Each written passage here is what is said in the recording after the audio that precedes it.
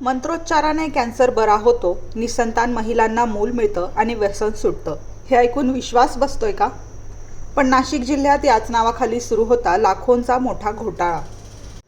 नाशिक जिल्ह्यातील संगमनेर परिसरात भोंदूगिरीचं मोठं रॅकेट उघडकीस आलं आहे.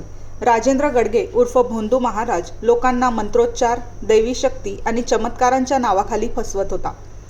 तो दावा करत होता की कॅन्सरसारखे गंभीर आजार तो बरा करू शकतो, व्यसनाधीन लोकांना तो मुक्त करू शकतो आणि ज्या महिलांना मूल नाही त्यांनाही तो मूल प्राप्त करून देऊ शकतो.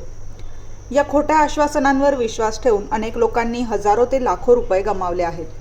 पोलिसांनी गडगेला अटक केल्यानंतर या प्रकरणाला मोठं वळण मिळालं. तपासात समोर आलं की या संपूर्ण रॅकेटचा मास्टरमाइंड म्हणजे डॉक्टर मोहन पुरी असण्याची शक्यता आहे. गुन्हा दाखल होताच डॉक्टर मोहन पुरी फरार झाला असून पोलीस त्याचा कसून शोध घेत आहेत.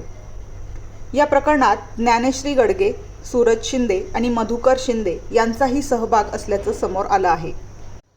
सिन्नर तालुक्यातील नायगाव येथे उभारलेलं एक कथित कॉर्पोरेट हॉस्पिटल देखील आता संशयाच्या भोवऱ्यात आलं आहे. बाहेरून भव्य दिसणारं हे हॉस्पिटल आतून काय चालत होतं याबाबत मोठे प्रश्न उपस्थित झाले आहेत.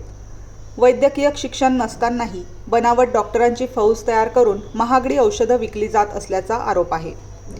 महाराष्ट्र अंधश्रद्धा निर्मूलन समितीच्या पुढाकाराने या प्रकरणी तक्रार दाखल करण्यात आली. त्यामुळेच या भोंदूगिरीचा पर्दाफाश झाला आहे. पोलीस आता या संपूर्ण जाळ्याचा तपास करत असून आणखी धक्कादायक खुलासे होण्याची शक्यता आहे.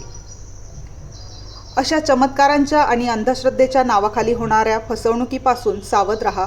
उपचारासाठी नेहमी प्रमाणित डॉक्टरांवरच विश्वास ठेवा.